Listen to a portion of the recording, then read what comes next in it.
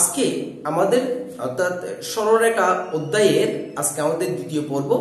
তো প্রথম পর্ব আশা করি দেখেছেন, যদি দেখে না থেকে থাকেন তাহলে প্রথম পর্বটা একটু দেখে নেবেন, কারণ প্রথম পর্বে আমাদের স্থানাঙ্ক জ্যামিতি অর্থাৎ সরলরেখার অর্থাৎ স্থানাঙ্ক পর্ব অর্থাৎ কার্তেশীয় স্থানাঙ্ক কি জিনিস, কোন বিন্দুর কার্তেশীয় স্থানাঙ্কে তার অবস্থান কিভাবে নির্ধারণ করা হয় সেই বিষয় নিয়ে আমরা আলোচনা করেছি। তো আজকে আমরা আলোচনা করব সেটা হচ্ছে পোলার স্থানাঙ্ক। তো কার্তেশীয় স্থানাঙ্কে কোন একটা বিন্দুর অবস্থান নির্দেশ করার জন্য কার্তেশীয় স্থানাঙ্কে আমরা যে কাজটা করেছি সেটা হচ্ছে, এটা যদি হয় পি বিন্দু আর এর স্থানাঙ্ক হচ্ছে xy। কেন xy? সেটা হচ্ছে এ হচ্ছে x, এ হচ্ছে y। ওকে, এবং এই পি বিন্দুর অবস্থান নির্দেশ করেছি আমরা কার্তেশীয় স্থানাঙ্ক ব্যবস্থায় xy, এই পি বিন্দুর স্থানাঙ্ক এবং পি বিন্দুর অবস্থান। সো এখন আমি যদি বলি এই পি বিন্দুটা আমি x অ্যাক্সিস এবং y অ্যাক্সিস না করে আমি অন্যভাবে যেতে পারি কিনা। যেমন ধরেন এ হচ্ছে একটা পি বিন্দু, ওকে, এই পি বিন্দুর কাছে যদি আমি যেতে চাই, আমি x অ্যাক্সিস এবং y অ্যাক্সিস আমার কাছে এই পি বিন্দুটা থেকে এখানে যখন লম্ব টেনেছি, এদিকে যখন অরিজিন থেকে টেনেছি, x আর y এর মান পেয়ে কিন্তু আমি পি বিন্দুর অবস্থানটা পেয়েছি। এখন আমি বলতেছি যে আমি পি বিন্দু কোথায় আছে সেটা আমি জানি না, পি বিন্দু কোথায় আছে আমি সেটা জানি না, কিন্তু আমি এই অরিজিন থেকে এই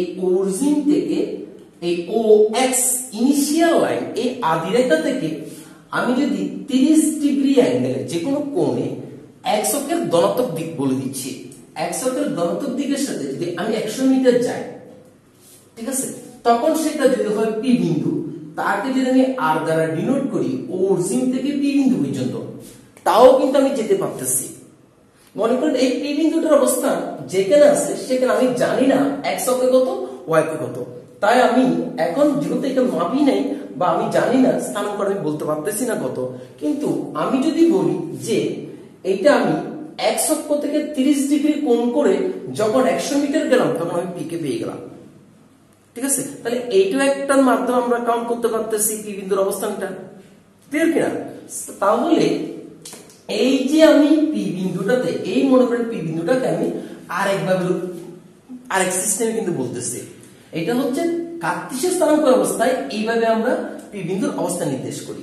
কিন্তু এখন কোন ব্যবস্থার কথা বললাম যে এটা হচ্ছে ইনিশিয়াল আদি লাইন থেকে এটা এখানে যে কোণে গেলাম, মনে করেন থিটা 30 ডিগ্রি কোণ করে আর দূরত্ব যদি যায় তাও একটা বিন্দুর অবস্থান আমি যে নিশ্চয়ই যাব। ওকে, এই যে এখন কোণের মাধ্যমে অরিজিন থেকে কাউন্ট করলাম, এইটাকে বলা হয় পোলার স্থানাঙ্ক। এবং এই পোল মানে হচ্ছে অরিজিন বা মেরু, ঠিক আছে। এই হচ্ছে এটা পোলার মানে ছেলে না বা পোলা না, এটা হচ্ছে পোল, মেরু, ঠিক আছে, বা অরিজিন। সো এই পি বিন্দুর অবস্থানটা, এই যে এখানে আমি থিটা অ্যাঙ্গেল তৈরি করেছি, এই থিটা অ্যাঙ্গেল যেটা আমি এখন এটা ডিনোট না করি, এই থিটা অ্যাঙ্গেল যেহেতু তৈরি করেছি, এই থিটাকে ভেক্টরিয়াল অ্যাঙ্গেলও বলা হয়, ঠিক আছে। যখন আমরা ভেক্টর চ্যাপ্টার করব তখন এই বিষয়টির সম্পর্কে আরো বিস্তারিত জানবো। আর ওপি এটা একটু দূরত্ব নির্দেশ করতেছে, আর এই পি বিন্দুকে যদি আমি এই পোলার স্থানাঙ্কের মাধ্যমে লিখতে চাই, তাকে আমি লিখবো আর থিটা। তার মানেটা কি? আর থিটা মানে আমরা এখানে কি নির্দেশ করতেছি? আমরা এখানে নির্দেশ করতেছি আর মানে দূরত্ব, থিটা মানে কোণ। তাহলে আমরা কোনো একটা জায়গায় যদি যেতে চাই, কোন একটা বিন্দুকে যদি নির্দেশ করতে চাই, এক্স অক্ষের ধনাত্মক দিক না ঋণাত্মক দিক, এদিকে গেলে ধনাত্মক, এদিকে গেলে ঋণাত্মক, যদি ধনাত্মক দিকটা উল্লেখ করে থাকে, কোন একটা রেফারেন্স সাপেক্ষে যদি অক্ষ বলে থাকে এবং নির্দিষ্ট দূরত্ব যদি বলে থাকে, তখন আমরা আরেকটা স্থানাঙ্ক পাই, তাকে আমরা এইভাবেই ডিনোট করি, যাকে আমরা বলি পোলার স্থানাঙ্ক। আর পোলার স্থানাঙ্কের দূরত্ব এবং কোণ, এই হচ্ছে পোলার স্থানাঙ্ক, যাকে আমরা পোলার স্থানাঙ্ক বলি। এবং দ্বিতলে, এইটা হচ্ছে সমতলে 2 ডাইমেনশনাল পোলার স্থানাঙ্ক আর কি। তো যাই হোক, এখন আমরা পোলার স্থানাঙ্ক জিনিসটা কি আশা করি বুঝতে পারছি। এটা হচ্ছে কার্তেশীয় ব্যবস্থায়, কার্তেশীয় স্থানাঙ্ক ব্যবস্থায়, এটা হচ্ছে কার্তেশীয় স্থানাঙ্ক এই বিন্দুটা, আর রেনেতে দেখাতে, আর এটা হচ্ছে পোলার স্থানাঙ্ক। বিষয়টা ক্লিয়ার? ওপি হচ্ছে একটা দূরত্ব। তো যাই হোক, এখন আসি এই এই স্থানাঙ্ক ব্যবস্থায় এই কার্টেসীয় স্থানাঙ্ক এবং পোলার স্থানাঙ্ক এই দুইটার মধ্যে আমরা একটা সম্পর্ক দেখবো আর কি। তো সেই সম্পর্কটা দেখার জন্য আমি যে কাজটা করব, আমি দুইটাকে একত্রিত করে দিতে চাই। মনে করেন এই পি বিন্দুর অবস্থানটা যদি আমি একইভাবে এইভাবে লিখি, এই যে পি বিন্দুটা মনে করেন, এই পি বিন্দুটা, এই যে পি বিন্দুর অবস্থানটা অর্থাৎ স্থানাঙ্কটা যদি আমি পোলার স্থানাঙ্কের মাধ্যমে লিখতে চাই, তাহলে সেই বিন্দুটা হচ্ছে কি আর থিটা। এটা হচ্ছে থিটা যদি হয়, এইটার দূরত্ব যদি আর হয় তাহলে হবে আর থিটা। আবার এইটাকে যদি আমি স্থানাঙ্ক ব্যবস্থায় লিখতে চাই, তাহলে এই পি বিন্দুটা আরেকটা স্থানাঙ্ক পাচ্ছি, সেটা হচ্ছে xy। এটা হচ্ছে কার্টেসীয় স্থানাঙ্কের মাধ্যমে। এবং আমি যদি এদিকে কাউন্ট করি সেটা হবে y আর এটা হবে x। এই হচ্ছে বিষয়, ক্লিয়ার? তাহলে এই দুইটা মধ্যে একটা সামঞ্জস্য আমরা আশা করি পাবো। ওকে, এখন যখন আপনারা আবার ওই যে কমপ্লেক্স নাম্বার করতে যাবেন, জটিল সংখ্যা, তখন সেখানেও এই বিষয়গুলো নিয়ে আমাদের কথা হবে। তখন সেখানে আমি এটাকে আবার ডিনোট করব x প্লাস iy, এই জটিল সংখ্যাটা, ঠিক আছে? তো যাই হোক, সেটা একটু পরে বলি। আচ্ছা, সেটা যখন আপনারা কমপ্লেক্স নাম্বার করতে যাবেন তখন এই বিষয় নিয়ে আবার আলোচনা আসবো। আচ্ছা, এখন এই হচ্ছে বিষয় আর কি। তাহলে এই পি বিন্দুটার আমি কার্টেসীয় স্থানাঙ্ক ব্যবস্থায় বলতে পারি xy পি বিন্দু স্থানাঙ্ক, আর পোলার স্থানাঙ্কের মধ্যে বলতে পারি সেটা হচ্ছে কি আর থিটা, ক্লিয়ার? এখন প্রশ্ন হচ্ছে যে আমি যদি এভাবে বলতে পারি, এখন এই যে ওপিটা কি? ওপিটা হচ্ছে এখানে এই ওপি, এখানে যদি আমি ও ধরি, এখানে যদি আমি কিউ ধরি, তাহলে ওপি কিউ একটা কি ত্রিভুজ? সমকোণী ত্রিভুজ।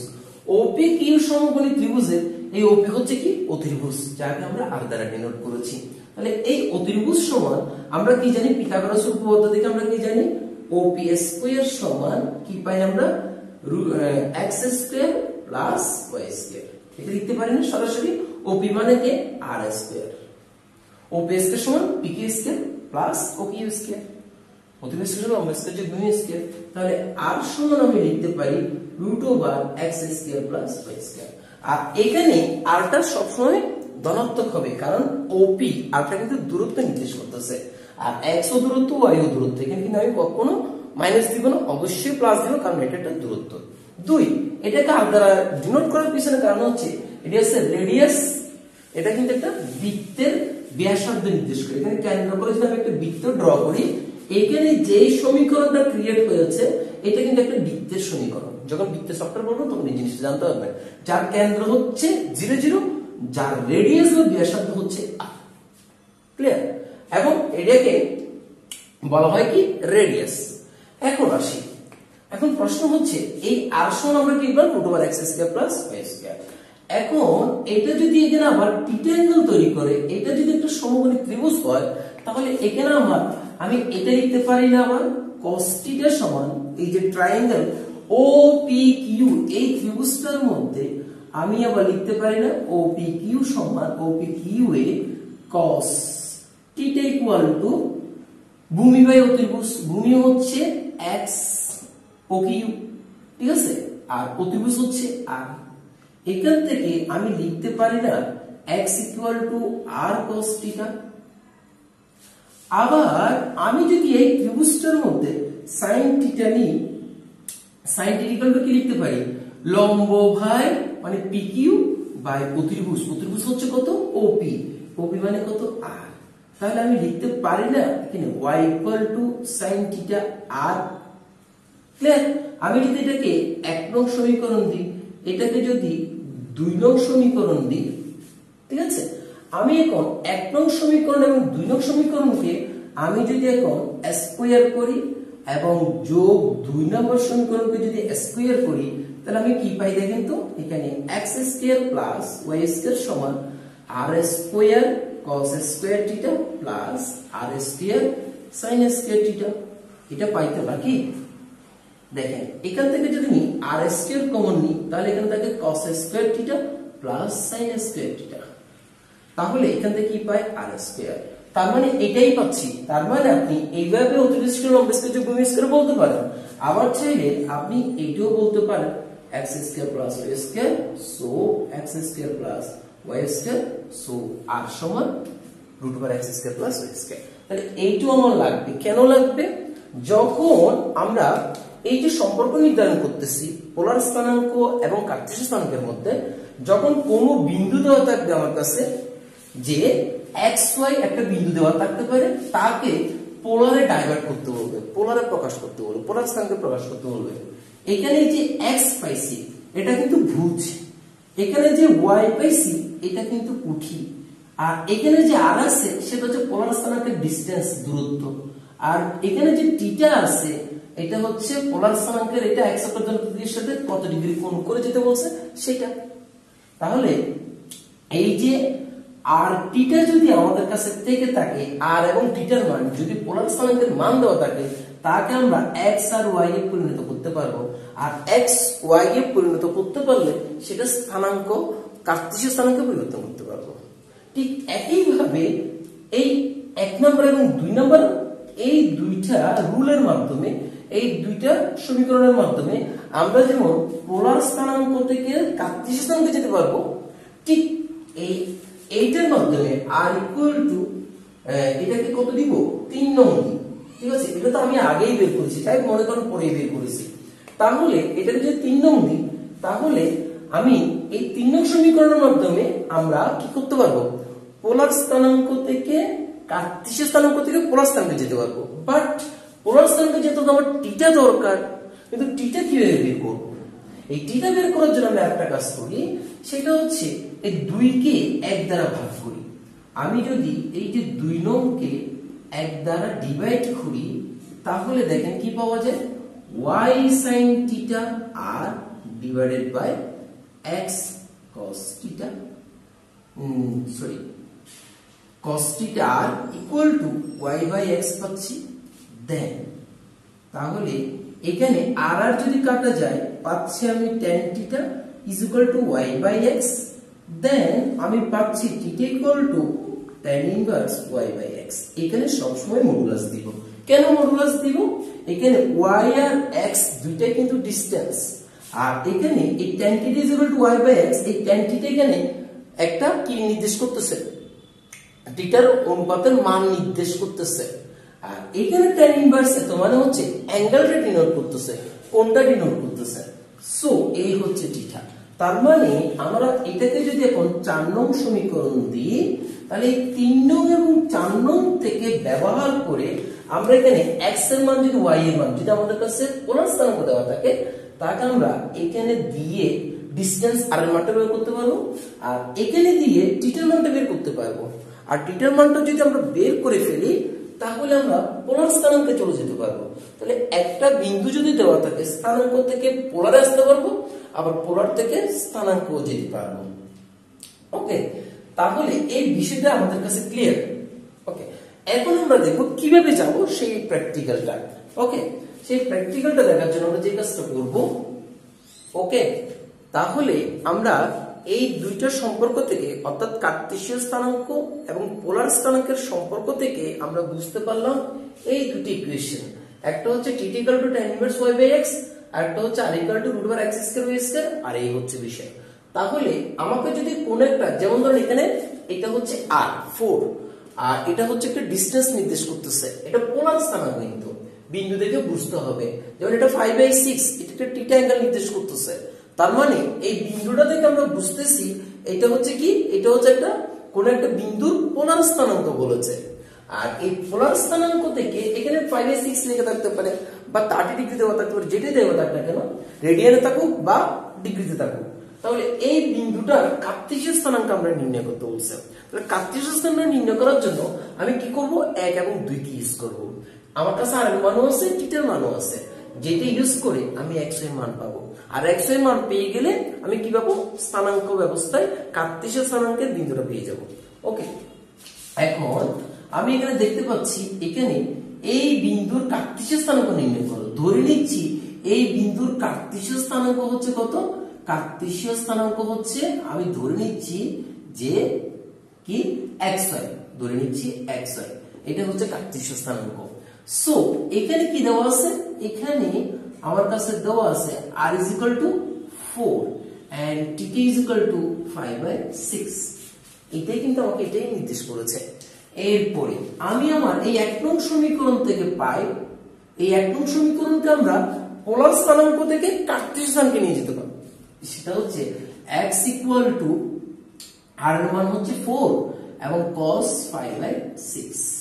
ওকে, তাহলে আমি এখানে কি পাই, 4 into cos 5/6, cos 5/6 হচ্ছে কত, 30 ডিগ্রি। cos 30 ডিগ্রির মান হচ্ছে √3/2, মান হচ্ছে 2√3। একইভাবে আমি 2 নং হতে পাই y equal to কত, r sin θ, r এর মান হচ্ছে কত, 4 sin θ, sin θ, তাহলে sin 5/6, তাহলে 4 into sin 5/6, sin 30 ডিগ্রি মান হচ্ছে হাফ সমান 2। তাহলে x এর মানও পেয়ে গেলাম, y এর মানও পেয়ে গেলাম। তাহলে এই বিন্দুর কার্তেশীয় স্থানাঙ্ক কত হবে, তাহলে এই বিন্দুর কার্তেশীয় স্থানাঙ্ক হবে কত, 2√3। তাহলে আমরা বুঝতে পারছি এরকম যে কোনো পোলার স্থানাঙ্কে যদি দেওয়া থাকে তাকে আমরা কার্তেশীয় স্থানাঙ্কে রূপান্তর করতে পারবো। এখন আমরা দেখব যে কার্তেশীয় স্থানাঙ্ক দেওয়া থাকবে সেখান থেকে পোলার স্থানাঙ্কে কিভাবে রূপান্তর করব। আর পোলার স্থানাঙ্কে রূপান্তর করার জন্য আমাদের কাছে 3 এবং 4 এই দুইটা কন্ডিশনকে ফলো করব। ওকে, এই দুইটা রুলকে অর্থাৎ দুইটা সমীকরণকে ফলো করব। তো সেটা একটু দেখি। ওকে, এখন আমরা যে কাজটা করব সেটা হচ্ছে যে এখন আমার কাছে মনে করেন এমন দুইটা বিন্দু আছে যে কত কত, আমি এখন দুইটা বিন্দু নিচ্ছি আমরা বুঝার সাথে, সেটা হচ্ছে যে এমন একটা বিন্দু যে 2 2, এটা নিশ্চয় কোন কোয়াড্রেন্টে পড়ছে, ফার্স্ট কোয়াড্রেন্টে পড়ছে, এবং এটা হচ্ছে -2, এটা হচ্ছে -2 -2। আমি একটা বিন্দু নিচ্ছি মনে করেন P পয়েন্ট। ওকে, আর এখানে একটা দিচ্ছি মনে করেন 2 -2, এটাও P পয়েন্ট, ঠিক আছে। এখন এই চারটা বিন্দু দেওয়া আছে, এই বিন্দুর পোলার স্থানাঙ্কে রূপান্তর করতে বলছে, এই বিন্দুর পোলার স্থানাঙ্কে রূপান্তর করতে বলছে। দেখি আমরা কিভাবে করতে পারি এই তিনটা সূত্র দিয়ে। তাহলে এখানে যেহেতু এই বিন্দু, এটা হচ্ছে x এর মান, এটা হচ্ছে y এর মান, তাহলে এখানে আমি সরাসরি r এর মানে চলে যাচ্ছি। r is equal to √x², এখানে x এর মান কত, 2² প্লাস 2²। ওকে, x² প্লাস y²। আমি এখন 3 নং হতে পাই, সরাসরি 3 নং হতে করছি, তাহলে কত পাবো, যে 4 প্লাস 4 অর্থাৎ কত পাবো, 2√2। এটা অবশ্যই একক, ঠিক আছে, 2√2 পাচ্ছি, তাহলে কত, 2√2 পাচ্ছি। তাহলে আর এর মানটা পেয়েই গেলাম। এখন আমি থিটার মানটা বের করি, θ equal to tan ইনভার্স, তাহলে y এর মান কত, 2, x এর মান কত, 2, তাহলে এখান থেকে হচ্ছে আমি tan inverse 1, so tan inverse tan 5/4, so আমি এখানে পাচ্ছি 5/4। তাহলে এই বিন্দুর পোলার স্থানাঙ্ক, এই বিন্দুটাকে যদি আমাকে পোলার স্থানাঙ্কে রূপান্তর করতে বলে তাহলে পোলার স্থানাঙ্ক হবে কত, পোলার স্থানাঙ্ক হবে কি পেলাম, 2√2, আর এদিকে হচ্ছে 5/4। এই হচ্ছে এই বিন্দুর পোলার স্থানাঙ্ক রূপান্তর করলাম আর কি। সো এখন আমি এই বিষয়টা নিয়ে একটু ভাবতে চাই, এই বিন্দুটা নিয়ে। এখন এই বিন্দুর যদি আমি এখন r এর মান বের করি, দেখেন এখানে -2² প্লাস 2²। এখানে যেহেতু আমরা এই বিন্দুটা x এবং y, আমরা এখানে দূরত্ব নির্দেশ করতেছি, আর এর মানটা যেহেতু দৈর্ঘ্য বের করতেছি, সবসময় তার সে আমার কি হবে, পজিটিভ হবে।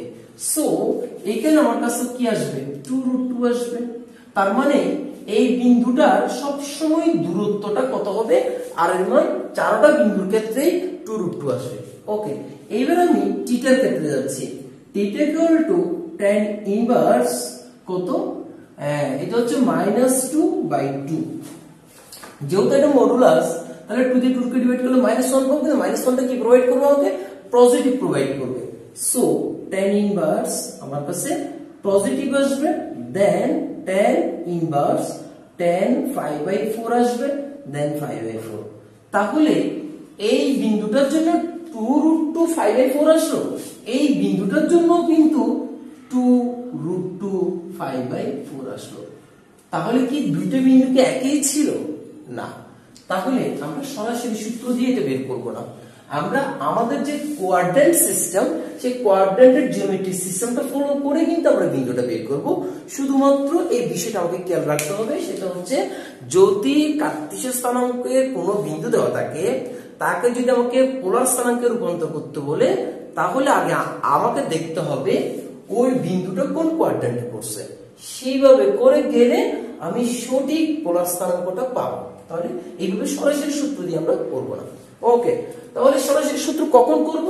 যখন আমার দুইটাই পজিটিভ এক্স এবং ওয়াই থাকবে, তখন সরাসরি সূত্র দিয়ে করে ফেলবো। তাহলে ফার্স্ট কোয়াড্রেন্টের ভ্যালুটা পেয়ে যাবো। এখন আমি যে বিষয়টা বলতে চাচ্ছি আসলে, তাহলে আমাকে কোয়াড্রেন্ট ঘুরাইতে হবে। ওকে, কোয়াড্রেন্টের চতুর্ভাগ অনুসারে দেখে নিতে হবে আসলে কোন জায়গায় আমার ভ্যালুটা হচ্ছে। তো আমি এটাকে x ধরে নিচ্ছি একেবারে, এটাকে y ধরে নিচ্ছি, এটাকে -x y ধরে নিচ্ছি একেবারে, এটাকে -x y ধরে নিচ্ছি, এবং এটাকে x y ধরে নিতে পারি। ওকে, এখন এই হচ্ছে first quadrant, second quadrant, third quadrant, fourth quadrant. তাহলে আমরা কোথায় গিয়ে আটকে গেলাম? এটা ঠিক ছিল, কিন্তু এই তিনটা বিন্দুর ক্ষেত্রে আমরা সঠিক মান পাচ্ছি না। যদি সরাসরি ফর্মুলা করে ফেলি, তাহলে আমাকে কোয়াড্রেন্ট অনুসারে যেতে হবে। কিরকম কোয়াড্রেন্ট অনুসারে যেতে হবে? মনে করেন এই যে পি বিন্দুটা, এই পি বিন্দুটা মনে করেন আমি এখানে ধরতেছি, এই সেই পি বিন্দু, এই পি বিন্দুটা এখানে থিটা কোণ তৈরি করেছে। ওকে, তাহলে এই পি বিন্দু যখন থিটা কোণ তৈরি করবে, তখন আমি প্রথমে যেটা করেছি, এই যে আর থিটা, এটা কিন্তু ঠিক আছে, এটা ফার্স্ট কোয়াড্রেন্টের জন্য ওকে ওয়েলকাম।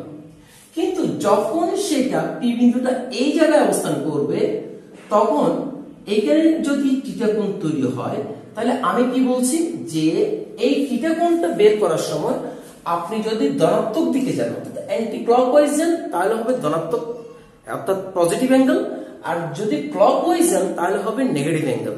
তাহলে আপনি যদি এই দিক থেকে আসেন এখানে, তাহলে কত ডিগ্রি হবে এটা?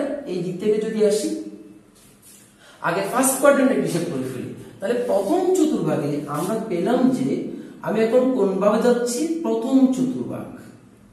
প্রথম চতুর্ভাগে θ = tan inverse y/x, no doubt এটা ঠিক আছে, tan ইনভার্স y/x ফার্স্ট কোয়াড্রেন্টে। এবং যখন আমার সেকেন্ড কোয়াড্রেন্টে পি বিন্দুটার অবস্থান করতেছে, তখন আমি x অক্ষের যদি ধনাত্মক দিকে ঘুরি, আমি এখন অ্যান্টি ক্লকওয়াইজ ঘুরতেছি, অ্যান্টি ক্লকওয়াইজ CLOC। ওকে, আমি এখন অ্যান্টি ক্লকওয়াইজ ঘুরতেছি। সো আমরা কিভাবে ঘুরতেছি? এই পি বিন্দুটার আমার কাছে দেওয়া আছে xy বিন্দু, আর এই পি বিন্দুটার আমরা যখন এখানে ছিল, তখন তাকে আমরা tan ইনভার্স y/x ধরেছি। ওকে, আর যদি এটা ধরে নিচ্ছি এটা পোলার স্থানাঙ্ক ছিল, সেটা হচ্ছে r থিটা। ওকে, আর যখন আমরা কমপ্লেক্স নাম্বারে যাব, তখন সেখানে এই বিন্দুটা যদি হয় xy, ঠিক আছে, তখন আমরা সেখানেও কিন্তু এখন আমি যে কোয়াড্রেন্টে ঘুরাচ্ছি, সেখানেও আপনাকে কমপ্লেক্স নাম্বারে সেই আর্গুমেন্ট নির্ণয় করতে হবে। আর্গুমেন্ট অর্থাৎ নথি আপনাকে বের করতে হবে। এখন যেভাবে করছি সেভাবেই কিন্তু করতে হবে। তো বিষয়টা একটু গুরুত্বপূর্ণ, একটু দেখেন। সেটা হচ্ছে θ = tan ইনভার্স y/x। যখন এখানে আমরা আসছি, তখন এই কোণটা যদি আমি জানতে পারি থিটা, তাহলে এটা সেকেন্ড কোয়াড্রেন্টের জন্য আমি কি লিখবো? তাহলে দ্বিতীয় চতুর্ভাগে আমি লিখবো θ = কত লিখবো? এখানে থিটার মান আমি কি পাচ্ছি দ্বিতীয় চতুর্ভাগে? সেটা হচ্ছে 5 মাইনাস থিটা। দ্বিতীয় চতুর্ভাগে কি পাবো? 5 মাইনাস থিটা পাবো। আর যেহেতু 5 মাইনাস থিটা পাবো, তাহলে থিটার মান আমাদের কাছে কি আছে? 5 মাইনাস tan ইনভার্স y/x। তাহলে এটা লিখতে পারি না? ঠিক আছে, তাহলে আমরা কি লিখতে পারি? দ্বিতীয় চতুর্ভাগে θ = সরাসরি আমরা লিখতে পারি দ্বিতীয় চতুর্ভাগে সেটা হচ্ছে কত? 5 মাইনাস tan ইনভার্স y/x। তাহলে এই হচ্ছে দ্বিতীয় চতুর্ভাগ। যখন আমরা তাহলে এটা কখন ঘুরাচ্ছি? Anti clockwise ঘুরাচ্ছি। যখন আর এটাকে যদি আমরা জটিল সংখ্যার মধ্যে এই অবস্থায় লিখতাম তাহলে আমরা লিখতাম -x + y, ঠিক আছে। এটা হয়তো বা যেহেতু কমপ্লেক্স নাম্বার এখনো করে না, এটা জটিল লাগতে করতেছে, এমনি একটু দেখার জন্য বুঝে যায়, আর কিছু না। এরপরে যখন আমরা এই কোয়াড্রেন্টটা অর্থাৎ এই বিন্দুটা যদি এই জায়গায় হয়, থার্ড কোয়াড্রেন্ট অবস্থান করে, আর এইটা যদি আমার কাছে থিটা হয়, তাহলে এখান থেকে যদি অ্যান্টি ক্লকওয়াইজ ঘুরি তাহলে আমি কি পাচ্ছি, এটা যদি থিটা অ্যাঙ্গেল হয় তাহলে আমি এখানে থার্ড কোয়াড্রেন্টের জন্য কি লিখবো, সেটা হচ্ছে তৃতীয় চতুর্ভাগে আমি কি পাচ্ছি, তৃতীয় চতুর্ভাগে আমি থিটা সমান কি পাবো, 5 প্লাস থিটা পাবো। ওকে, তাহলে 5 প্লাস যদি থিটা পাই তাহলে আমার কাছে মান আসছে 5 প্লাস tan ইনভার্স y/x। এই হচ্ছে আমার বিষয় আর কি। সো যখন আমি এইখানে পি বিন্দুটা থাকবে আর এটা যদি আমার কাছে জানা থাকে থিটা, তখন আমাকে কতটুকু ঘুরতে হবে, যদি অ্যান্টি ক্লকওয়াইজ ঘুরে আসি এতটুকু ঘুরতে হবে। আর এতটুকুর জন্য আমি লিখব চতুর্থ চতুর্ভাগে, আমি লিখব কি, যে চতুর্থ চতুর্ভাগে আমার কোণটা হবে twice 5 minus থিটা, তার মানে twice 5 minus tan inverse y/x। এইভাবে যদি করি আমরা একটা সঠিক মান পাবো। তবে এখানে আরেকটা কথা আছে, সেটা হচ্ছে আমরা চারটা পয়েন্ট কিন্তু চারটা চতুর্ভাগ আমি অ্যান্টি ক্লকওয়াইজ করেছি। যদি আপনি চান যে না আমি অ্যান্টি ক্লকওয়াইজ করব না, আমি ক্লকওয়াইজ করব, করা যাবে। ক্লকওয়াইজ যদি ঘুরাই তাহলে আমি প্রথম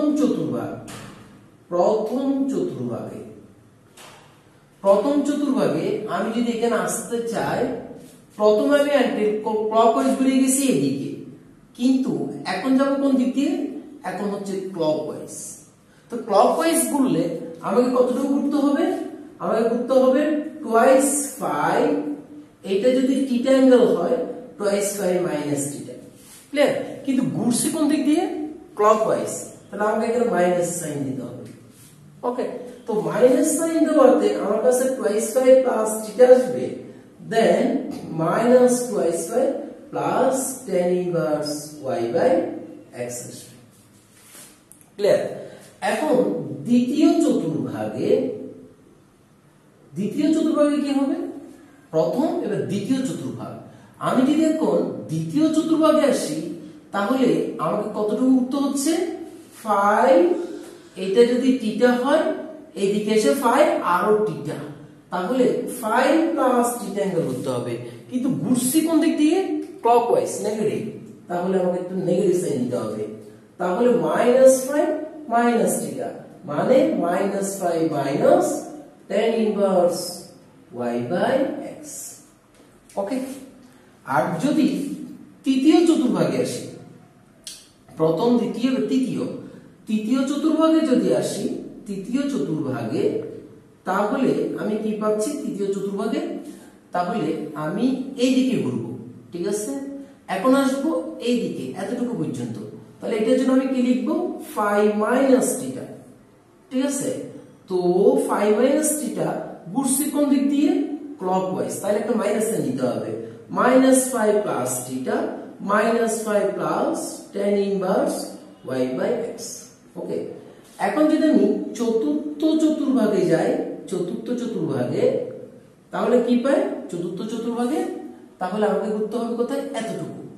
ওকে, আমার ঘুরতে হবে এতটুকু, আর এতটুকু ঘুরতে হলে আমাকে কতটুকু ঘুরতে হচ্ছে, জাস্ট এটা যদি থিটা হয় থিটা, অর্থাৎ মাইনাস থিটা, যেহেতু ঘড়ির কাঁটার দিকে ঘুরেছি, তাহলে মাইনাস tan ইনভার্স y/x। এখন প্রশ্ন যে এইভাবে করলেও শুদ্ধ, এইভাবে করলেও শুদ্ধ, কিন্তু আনসার ভিন্ন আসতে পারে, কিন্তু দুইটাই কারেক্ট।